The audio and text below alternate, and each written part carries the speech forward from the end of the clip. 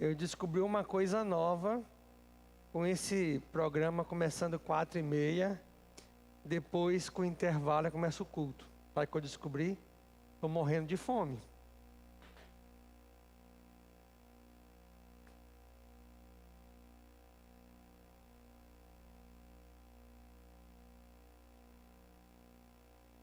Tem que fazer um lanchinho aí nesse intervalo, não é nem que seja uma fruta, porque também não dá para comer de tudo que a gente quer, não é, gente?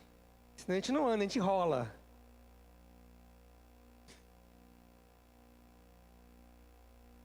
Inclusive é por isso que há entre vocês alguns que estão rolando. Hoje eu quero compartilhar com você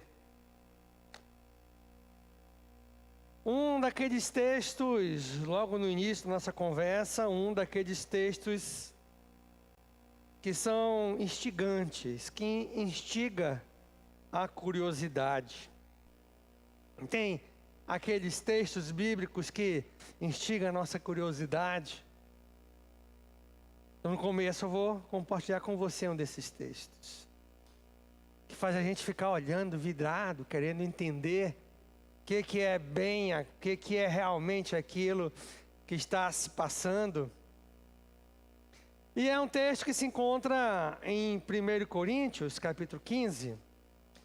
E nós vamos, para entender bem e ao mesmo tempo, para que a gente fique contextualizado, eu vou começar a ler com você no versículo 51.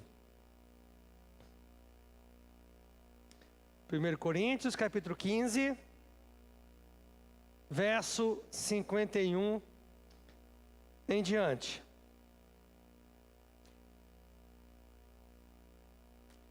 E o apóstolo Paulo, no penúltimo capítulo da primeira carta escrita à igreja de Corinto, lembrando que a igreja naquela cidade tinha aquele nome, não porque torciam para o Corinthians. E tem alguns corintianos aí, não é? Cadê os corintianos? Eu senti falta dos flamenguistas no final de semana passado, não é? Foi só eu que senti também.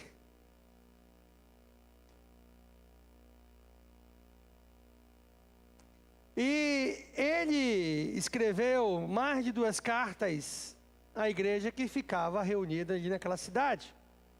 Uma cidade muito bem localizada. E aqui no penúltimo capítulo dessa primeira carta, ele começa assim no verso 51. Eis que lhes digo um mistério. Nem todos dormiremos, mas todos seremos transformados. Deixa eu só, vou lendo e vou parando para conversar com você, para você entender. Essa questão do dormir é uma palavra muito comum nas escrituras, para indicar que morreu, né? E quando ele fala que nem todos dormiremos, mas todos seremos transformados, é porque isso nós esperamos. Alguns experimentarão a morte. Mas o que eu acho interessante é porque essa comparação que nós temos nas escrituras é proposital. Assim como nós dormimos, depois acordamos, da mesma forma, esse corpo morrerá, mas um dia ressuscitará. Essa é a analogia que é feita. Então, alguns experimentarão a morte, mas alguns não experimentarão, porque serão arrebatados, né? Imagine, nós sonhamos com isso. Eu tenho orado tanto por isso. Nessa viagem que eu fui a Brasília. Pela primeira vez eu fui à cidade de Brasília. E conheci o Congresso, né? Eu entrei, inclusive, eu ia no Salão Verde, não é? E até o Salão Verde. Mas como foi no dia da votação do presidente da Câmara de Deputados, então impediram de visitantes entrarem no Salão Verde, ficou só os deputados, então só passava o deputado. Mas eu conversei com alguns deputados. E sabe como é que... E você acha, e aí pastor, como é que o senhor voltou de lá? Orando mais ainda, Maranata, vem Senhor Jesus. Porque não temos outra esperança a não ser essa. Vem, Senhor Jesus. E aí o apóstolo Paulo fala no verso 52. No momento, no abrir e fechar de olhos, ao som da última trombeta. Pois a trombeta soará, os mortos ressuscitarão incorruptíveis, e nós seremos transformados. Exatamente aquilo. Aqueles que morreram ressuscitarão, e os que estiverem vivos terão os seus corpos transformados. Isso aqui nós chamamos do arrebatamento da igreja. Do arrebatamento da igreja. E é esse momento que nós esperamos, almejamos e pedimos a Deus. Quando nós cantamos Maranata, significa exatamente isso. Vem, Senhor Jesus. Vem, volta, Senhor Jesus. E em corpos que são corpos incorruptíveis. Ou seja, que não terá mais vontade de pecar, que não terá mais olhos desejosos, que não terá mais pensamentos, que acaba às vezes julgando, ou que não edifica. Teremos corpos incorruptíveis, totalmente incorruptíveis. Versículo 53. Pois é necessário que aquilo que é corruptível se revista de incorruptibilidade, e aquilo que é mortal se revista de imortalidade. Quando, porém, o que é corruptível se revestir de incorruptibilidade, e o que é mortal de imortalidade, então se cumprirá a palavra que está escrita: a morte foi destruída pela vitória. Onde está, ó morte, a sua vitória? Onde está, ó morte, o seu aguilhão? O aguilhão da morte é o pecado, e a força do pecado é a lei, mas a graça de Deus que nos dá a vitória por meio de nosso Senhor Jesus Cristo. E sabe o que me chama a atenção? O que me chama a atenção não é o que nós lemos até aqui. É o que nós vamos ler depois desse texto. Porque essa é a esperança que temos. A esperança de realmente um governo justo nesse mundo. De realmente nós vivermos sobre equidade, não é? Ou seja, sem certos privilégios injustos. Isso é o que nós esperamos, isso é o que nós oramos, isso é o que nós almejamos. Mas enquanto isso não acontece, olha o verso 58. Agora o verso 58 é para aqui e agora. Olha o que diz. Portanto, meus amados irmãos, mantenham-se firmes e que nada os abale. Sejam sempre dedicados à obra do Senhor, pois vocês sabem que no Senhor o trabalho de vocês não será inútil. Enquanto a nossa esperança da vinda de Jesus, dos mortos ressuscitarem, de nós, o que estamos vivos, termos os corpos glorificados, transformados, nos encontrarmos com o Senhor nos ares, como nós viveremos? Enquanto a nossa esperança não se concretiza, é disso que eu quero conversar com você. Nesse domingo à noite, tanto com você que aqui está, como aquele que está acompanhando pela nossa página do YouTube lá da sua casa, ou do seu celular, de onde você estiver. Enquanto não se concretiza a promessa, primeiramente, o que nós aprendemos? Devemos nos mantermos firmes. Nos mantermos firmes. É interessante que quando nós olhamos, o apóstolo Paulo fala daquilo que virá, daquilo que esperamos acontecer, e é importante nós olharmos, nós termos essa esperança.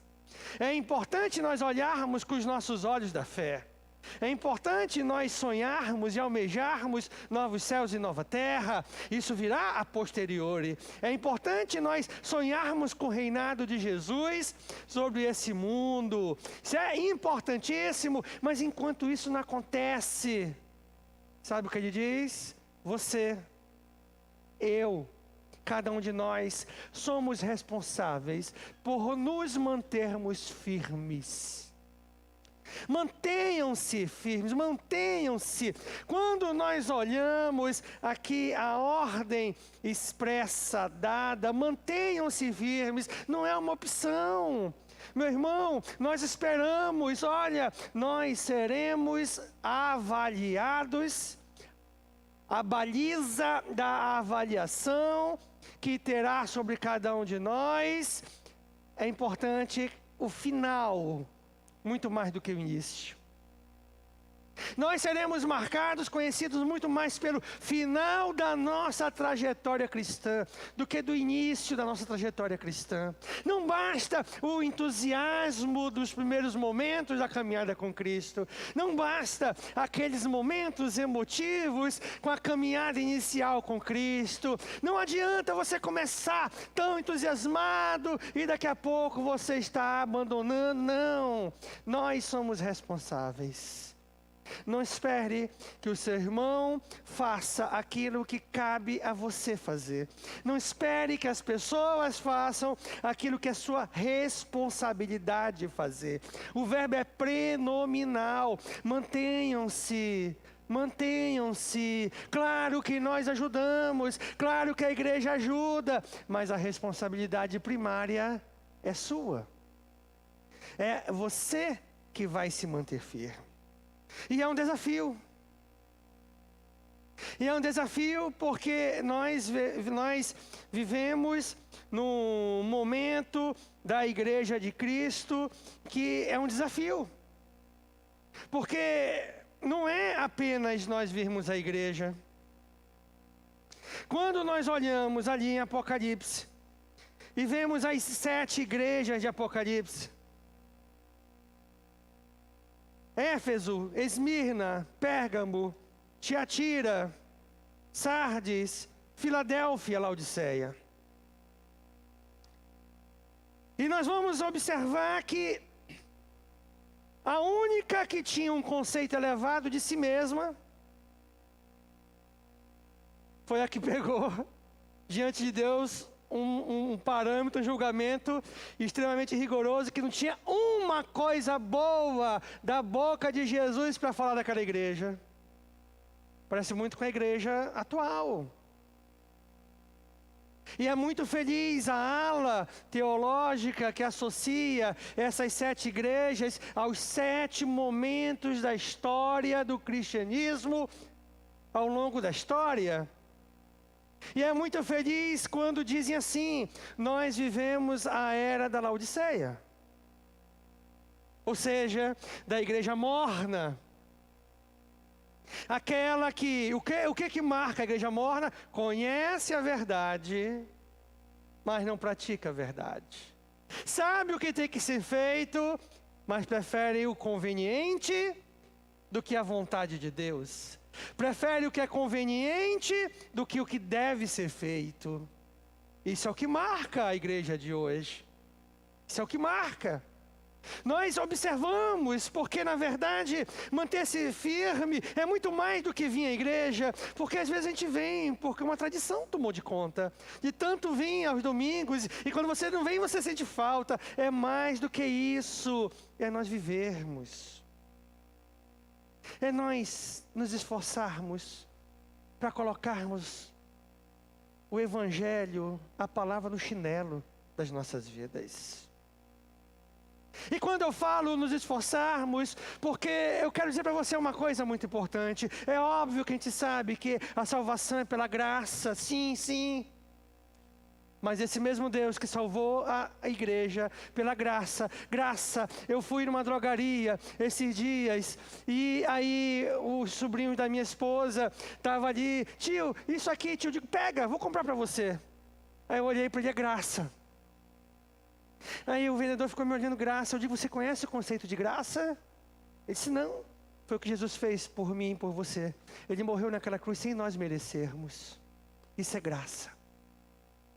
Apesar de nós sabermos doutrinariamente que é pela graça, esse mesmo Deus que alcançou você, a mim pela graça, é o mesmo Deus que diz: sem santidade ninguém verá Deus.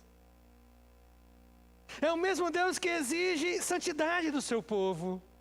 Porque, e é simples, são duas coisas contrárias, antagônicas? Não, são duas coisas que se complementam. Quando nós somos alcançados pela graça de Deus, há um comprometimento em nossos corações em agradar esse Deus, fazer a vontade dEle. Nós podemos até errar, podemos até pecar, mas nós não queremos, nós não nos alegramos, porque queremos ser santo, como santo é aquele que nos chamou. E esse é o nosso desafio. Esse é o desafio da igreja da atualidade, que está preocupado com tanto modismo, e está esquecendo da essência de nós nos mantermos firmes em quê? Nos valores de Deus, nos ensinos de Deus, nas verdades de Deus. Nós temos que ter o cuidado, meus irmãos, que um desafio nosso é nós lutarmos contra os valores do mundo. E às vezes nós olhamos essa palavra mundo, e nós achamos tão ambígua, ou tão difícil de definir. Deixa eu dizer para você, nós temos dois sistemas hoje no mundo, que coordenam o mundo. Um sistema dominado pelo diabo, e um sistema por Deus. E qual é a grande dificuldade? Nós não deixarmos os valores perdidos desse mundo fazerem parte das nossas vidas. Exatamente isso. Nós podemos até ter vontade. Nós podemos até ter desejos pecaminosos. Não quer dizer que uma vontade se transforme numa realidade. Nós podemos até ter um tropeço, mas não quer dizer que um tropeço se transforme numa prática. Há necessidade de um arrependimento. Nós não podemos deixar com que os valores deste mundo. O apóstolo João, muito feliz, quando escreve às igrejas, 1 João 2,16 diz: pois tudo que há no mundo, a cobiça da carne, a cobiça dos olhos, a ostentação dos bens, não provém do Pai, mas do mundo. Cobiça da carne, os desejos pecaminosos. Meu irmão, se você não controla o seu corpo, você está perdido. Quando o apóstolo Paulo escreve: mas eu murro meu corpo, faço dele o meu escravo, para depois de pregar os outros, eu mesmo não venha a ser envergonhado. Sabe o que ele está dizendo? Os desejos do mundo. Exatamente isso. Os desejos do mundo. Nós, como cristãos, claro que teremos um corpo incorruptível, como acabamos de ler. Esperamos chegar nesse momento, mas não é esperar esse corpo incorruptível para nós dominarmos os nossos desejos carnais. Isso é agora. Isso é agora. Isso é hoje. É enquanto nós estamos aqui. Exatamente, aqui começa a nós nos controlarmos, nós dizermos não aos nossos próprios desejos. A cobiça dos olhos. Você vê, e você querer, você vê, você desejar, você vê, também quero, porque ele tem eu não tenho. A ostentação dos bens, o poder. É isso que está falando, o poder. Então todos os elementos que estão diante do mundo, mantenha-se firme. Sabe qual é o erro que nós cometemos? Nós achamos que o momento de nós, como igreja, brilharmos é aqui.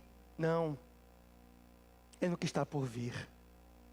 Hoje nós plantamos para colhermos amanhã, e nós veremos aqui, e muita dessa colheita acontecerá lá no reinado de Jesus, quando tem aquele texto, a parábola, foste fiel no pouco, te colocarei sobre muito, e você fala, como fiel no pouco? Porque tudo que você faz para honrar a Deus é muito pouco em relação ao que Ele fez por você.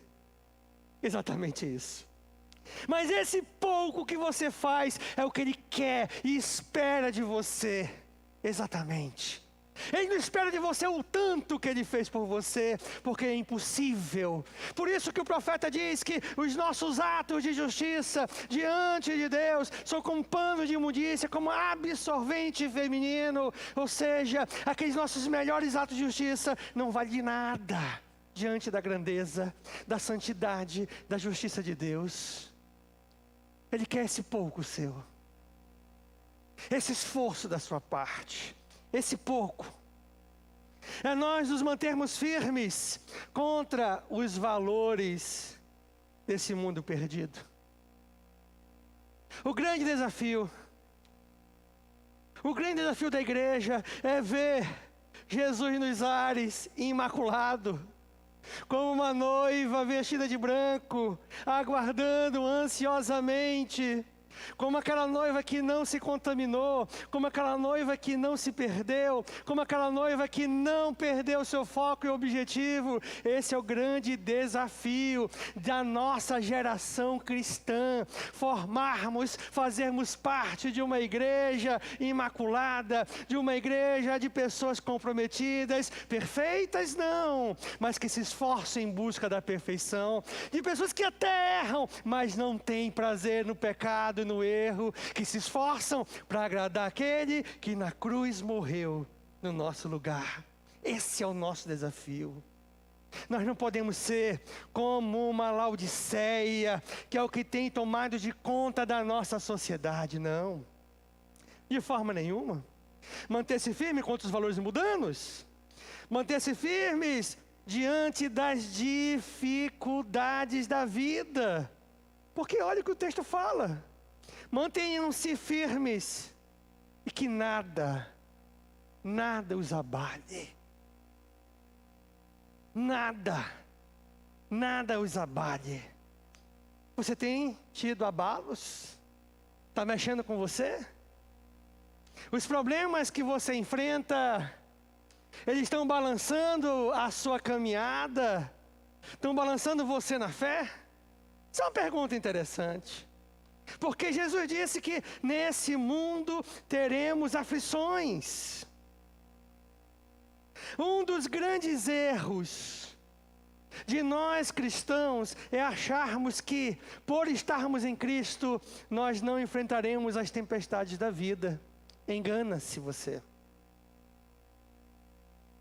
Engana-se. Nós enfrentaremos. Nós seremos provados. Nós seremos atribulados. Nós até balançaremos de um lado para o outro, mas a nossa fundação tem que estar firme, alicerçado na palavra. O apóstolo Paulo, nessa mesma igreja, no segundo livro, capítulo 4, verso 17, diz assim: pois os nossos sofrimentos leves e momentâneos estão produzindo para nós uma glória eterna, que pesa muito mais do que todos eles. Assim, fixamos os olhos, não naquilo que se vê, mas no que não se vê, pois o que se vê é transitório, mas o que não se vê é eterno. Sabe o que você tem que lembrar? É que na promessa de Deus, não teremos sofrimentos. Quando se concretizar aquilo que Ele falou anteriormente, os mortos, os que dormem, serão ressuscitados, e os que estão vivos terão os corpos transformados. Você tem que mirar para isso. Enquanto isso não acontece, vão vir dificuldades, vão vir tribulações, e você acha que você é tão especial assim que não pode passar por isso? O nosso erro é achar que por estarmos em Cristo, os problemas serão diminuídos. Não, os apóstolos Todos eles. Apenas um, a história diz que morreu de uma morte natural, e eu coloco entre aspas. Porque você ficar como escravo, numa ilha de Patmos, num trabalho escravo, isso vai trazer transtornos psiquiátricos, transtornos físicos, que talvez encurta a sua morte. Então dizer que ele morreu de morte natural porque foi o apóstolo João, não foi bem natural assim não, foi de velhice, porque Deus permitiu. Mas os demais tiraram a vida deles. E vocês acham que nós somos mais especiais do que eles? Quando nós olhamos na história da igreja e nós observamos tantos homens e mulheres que sofreram, mas mantiveram-se firmes e ali e tiveram inabaláveis, é porque eles sonhavam com esse momento do grande encontro com Jesus nos ares. Eles almejavam esse momento, eles deslumbravam com os olhos da fé esse momento. Pare de olhar para a tempestade que muitas vezes você enfrenta na vida. Que os seus olhos vão além das nuvens tempestuosas. Que os seus olhos possam ir além da tempestade que se informa ao seu redor. Olhe para o final disso tudo. Olhe para o momento que encontraremos com Cristo. É aí que nós temos que firmar, porque se nós olharmos para as dificuldades, nós nos abalaremos.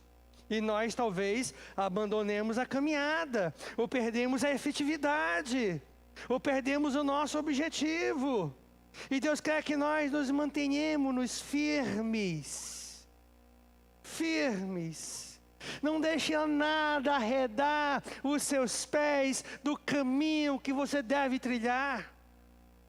Não deixe que pessoas tirem você desse caminho. Não permita que circunstâncias tirem você desse caminho. Não permita que tropeços tirem você desse caminho. Pelo contrário, nós temos que ser que nem aquelas palmeiras, que nem aquelas grandes palmeiras, que enquanto mais balança com o vento, mais fibra vai formando e mais resistente vai ficando. Que as tempestades que a gente enfrenta possa fazer com que eu e você nos tornemos pessoas mais obstinadas em obedecer a Deus, mais decididas em estar firmadas em Deus, mais convictas em estar com os joelhos dobrados, louvando, orando, clamando, glorificando a Deus.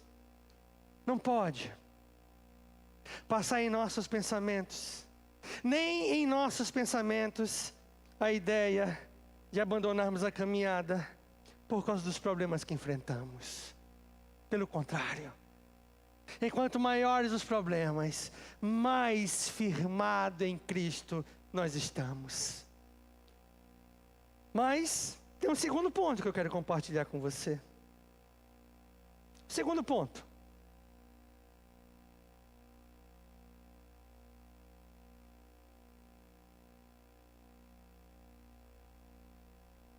Enquanto não se concretiza a promessa.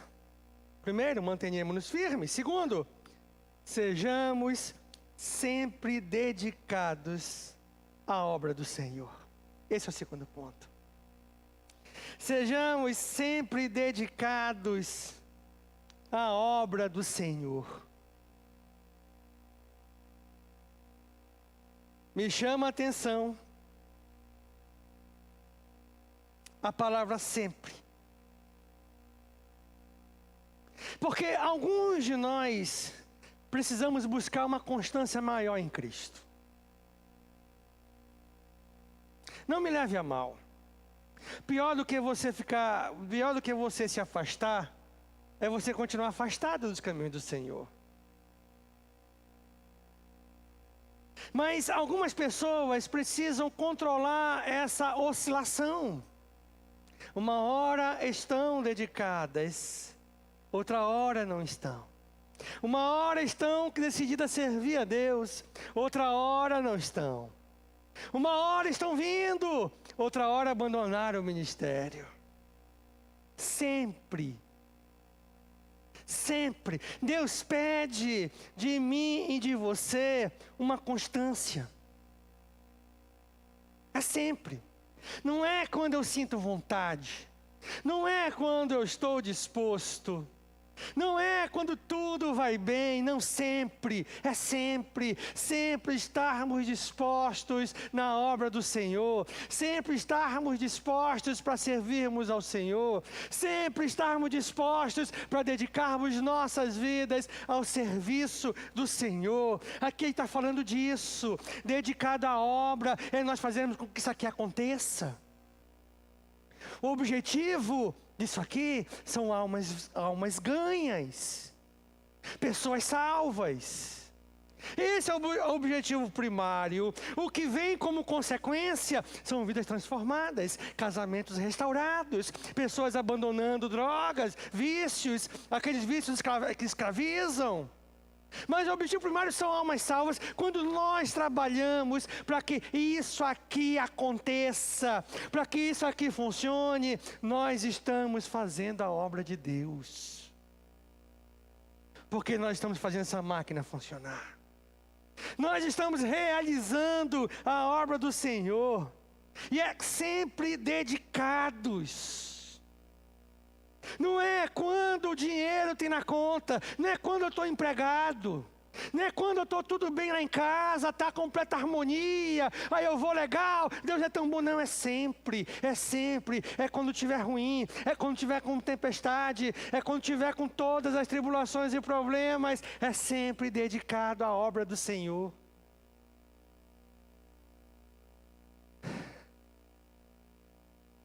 Em Hebreus capítulo 12, eu gosto tanto desse trecho.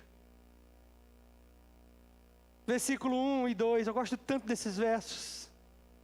Portanto, uma vez que nós estamos rodeados por tão grande nuvem de testemunhas. Eu vou ler porque, já que botou, eu quero falar bem certinho. Portanto, também nós, uma vez que estamos rodeados por tão grande nuvem de testemunhas, livremo-nos de tudo que nos atrapalhe, do pecado que nos envolve. E corramos com perseverança a corrida que nos é proposta. Tendo os olhos fitos em Jesus, autor e consumador da nossa fé. Ele, pela alegria que lhe foi proposta, suportou a cruz, desprezando a vergonha, e assentou-se à direita do trono de Deus. Sempre dedicados. Sabe por que nós temos que ser sempre dedicados na obra do Senhor? E eu quero que você entenda uma coisa: quando nós ingressamos nesses ministérios, nós estamos trabalhando na obra do Senhor. Quando nós ajudamos para que isso aqui funcione, nós estamos realizando a obra do Senhor. E não existe, não tem estrela, todos são servos, desde o que prega até o que limpa, todos nós somos servos. Sabe qual é a maior frustração que eu tenho? Quando um dia eu estou aqui pregando e eu percebo que eu não dei o melhor de mim para que isso acontecesse. Isso é frustrante. Porque aqui eu estou servindo a Deus através de servir a congregação, dando o melhor que eu tenho para transmitir a mensagem de Deus da melhor forma possível, com clareza, de forma que você entenda, compreenda. Não importa o que nós venhamos a fazer, não importa se arrumar essas cadeiras, não importa se é limpar, se é consertar, se é controlar, não importa. O que nós temos que entender é que a dedicação à obra de Deus precisa ser sempre. Sabe por quê? Porque o texto que eu li com você, o verso 58 que nós lemos, ele fala assim: sejam sempre dedicados à obra do Senhor, pois vocês sabem que no Senhor o trabalho de vocês não será inútil. Oh, que coisa maravilhosa! O nosso trabalho em Deus não será inútil. Em outras palavras, nós seremos recompensados por tudo que nós fizermos. Aqui ninguém trabalha de graça. Nós seremos recompensados no reino eterno. Cada momento, cada minuto, cada dedicação, cada momento que você tirou, por isso que o apóstolo Paulo fala, para nós fazermos de todo o coração, tudo que Deus colocar em nossas mãos, faça de todo o coração, como para Deus e não para os homens. Por isso que ele fala isso. Por isso que o apóstolo Paulo fala que toda obra será lançada no fogo. Alguns será como palha, como feno, outro como prata, como ouro. Ou seja, não é fazer de qualquer forma, porque fazer para Deus de qualquer forma é como palha, o fogo queima, não vai ser aprovado, não terá pagamento. É como feno, queima também, não terá pagamento. É como madeira, queima também. Talvez ali sobre um pedaço de madeira, um pouco de recompensa. Mas quando nós fazemos de todo o coração, como para Deus, não para os homens, será como ouro, como prata. Resiste o fogo, porque nós fizemos dando do nosso melhor. Não de qualquer forma, não fazendo mais ou menos. Por isso, nós aprendemos que, olha, em Cristo não há espaço para desânimo. É nós que vamos nos mantermos firmes. Ai, pastor, estou tão desanimado. Eu me preocupo, eu não sei o que é isso. Eu não sei o que é isso. Eu posso estar com as maiores dificuldades, posso estar passando pelos maiores problemas, mas eu estou aqui, você nem imagina. Você nem sonha. Porque aqui é um momento de alegria. É tão bom estarmos juntos, louvando a Deus, compartilhando da palavra. Então o que nós aprendemos é que não há espaço para desânimo. Nós aprendemos ainda que não há espaço para cansaço. Eu já escutei, pastor, eu já fiz tanto na obra de Deus, pois eu quero fazer até o último suspiro de vida. Eu quero aprender, me inspirar um pouco no pastor John, que todos os dias, mesmo aposentado, eu vou dizer para você como é que foi a aposentadoria dele. Vou dizer para você. O pastor Davi conta que quando ele era um jovenzinho bem novo, eles estavam na igreja e o pastor já estava tão velho, um pastor maravilhoso, tão bom, tão agradável, mas a idade chegou e o pastor pregava e repetia as mesmas coisas, a hora passava e não acabava o culto e falava tudo de novo, já não estava mais o tico e teco perfeito. Aí ele disse assim para o pastor Davi: Davi, num dia que você perceber que isso está começando a querer acontecer comigo, me avisa que é hora de eu parar. E sabe por que é importante o aviso? Porque nós não percebemos a hora de parar. E nós nos tornamos ridículos quando não percebemos a hora de parar. Isso é em tudo. É no esporte, é em tudo. Quando o pastor Davi estava percebendo, chegou com ele e disse: pai, o senhor lembra daquele dia? Pois é, está na hora de parar. Mesmo entendido a hora de parar, parou de pregar, mas não de fazer a obra de Deus.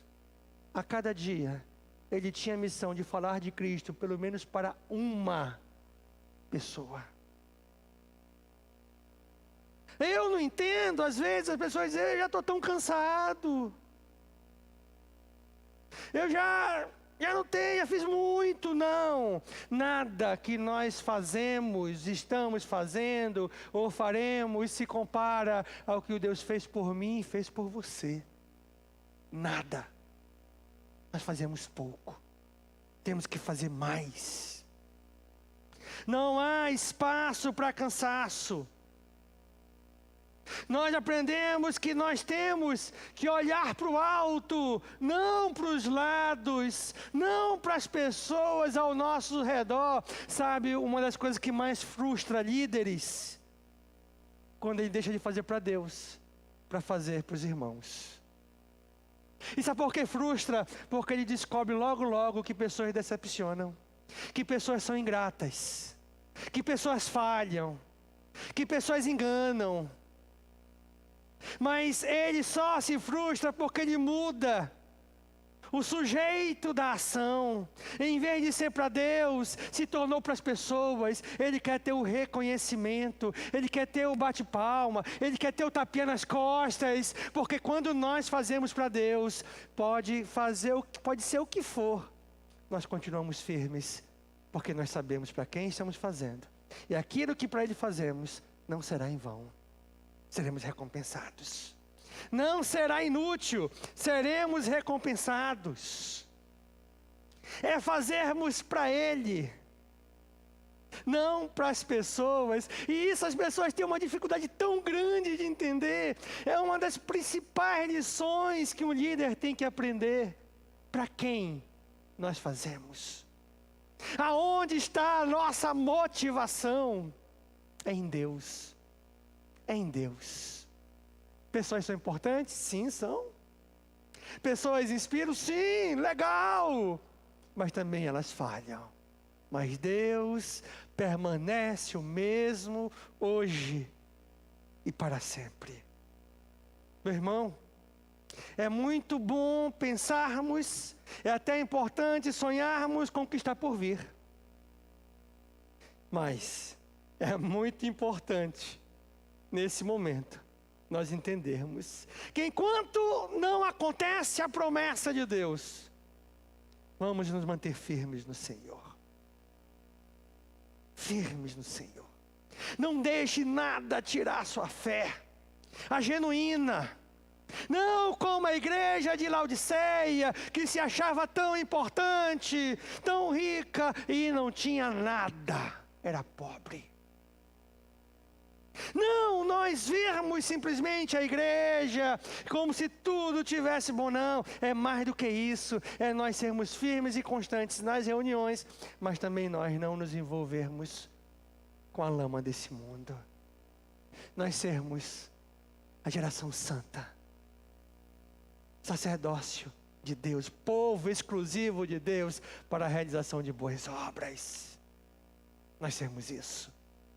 Enquanto esperamos a promessa, mantenha-se firme. Enquanto esperamos a promessa, além de manter-se firme, seja sempre dedicado à obra do Senhor. Você quer um motivador? O seu trabalho no Senhor não será inútil. Isso é promessa de Deus. Eu quero terminar pedindo que você baixe sua cabeça. Nós vamos terminar com uma oração. Quero que você baixe a sua cabeça, que você pense em você mesmo nesse momento.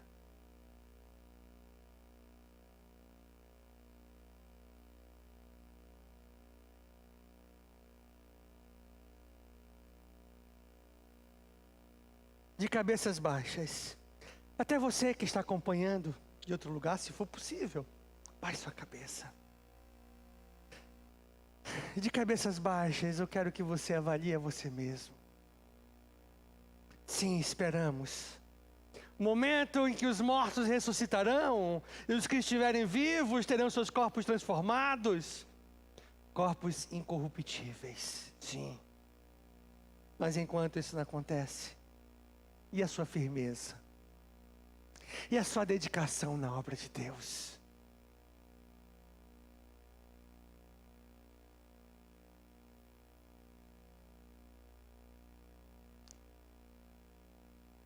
Deus, o Senhor conhece cada passo que nós damos.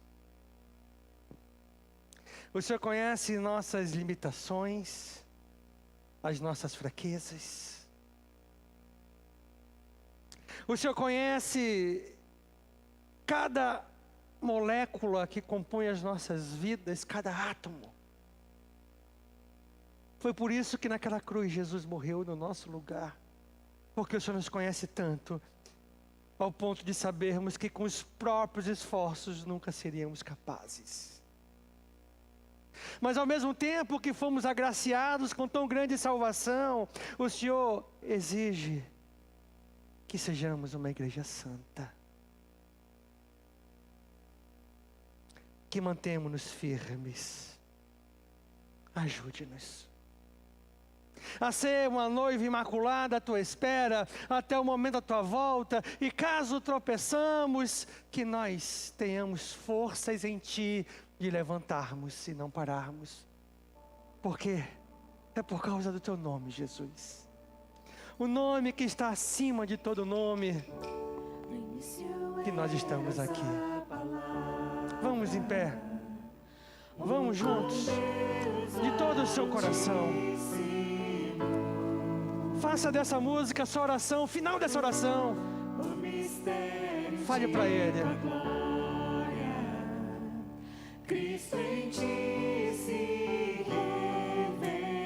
É esse Jesus. Fale para Ele do seu coração.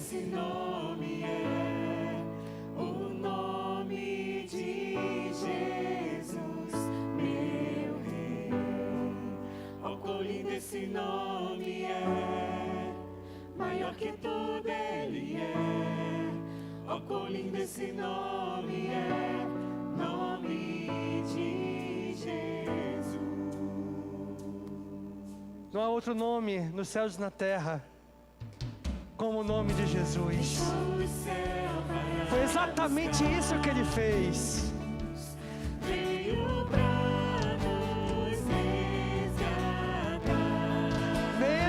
Merecendo, Ele fez isso por nós. Maior que meu pecado, nada vai nos separar. Ó, quão maravilhoso é, ó, quão maravilhoso é o nome de Jesus, meu Rei. Ó, quão maravilhoso que tudo Ele é, ó, quão maravilhoso é, nome de Jesus, ó, quão maravilhoso é, nome de Jesus. É nesse nome que nós devemos nos apegar quando estivermos no vale da sombra da morte, ou como na cova dos leões, como Daniel enfrentou. Clame o nome de Jesus, que você sentirá o cajado tirando você daquele vale, uma corda sendo lançada, onde você voltará à superfície. Confie, não deixe nada tirar sua confiança em Deus, porque é por causa desse nome que nós estamos aqui nessa noite. E é para glorificar esse nome de Jesus, que não há nome como esse. O véu tu rompeste, a tumba vazia agora está. O céu te adora, proclama tua glória, pois ressuscitaste, vivo estás. És invencível, inigualável.